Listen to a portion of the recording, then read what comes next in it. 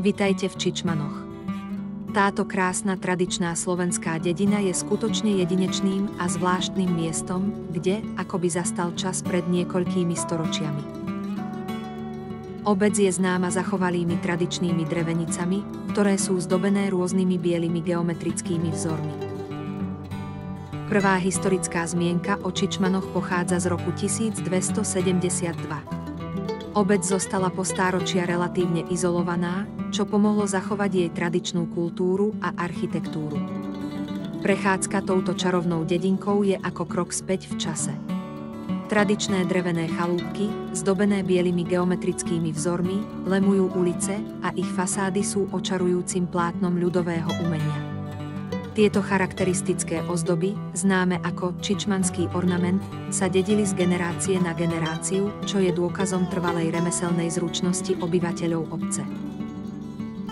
Biela ornamentálna výzdoba domov bola pôvodne funkčná.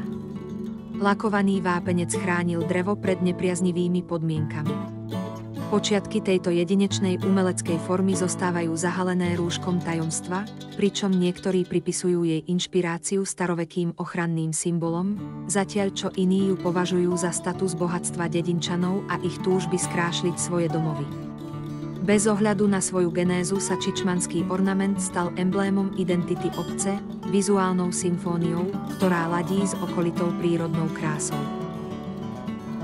Okrem architektonických skvostov ponúkajú Čičmany pohľad do bohatého kultúrneho dedičstva Slovenska. Obyvatelia obce v tradičných ľudových krojoch hrdo zachovávajú svoje zvyky a tradície predkov a udržiavajú v sebe živú tapisériu hudby, tanca a folklóru.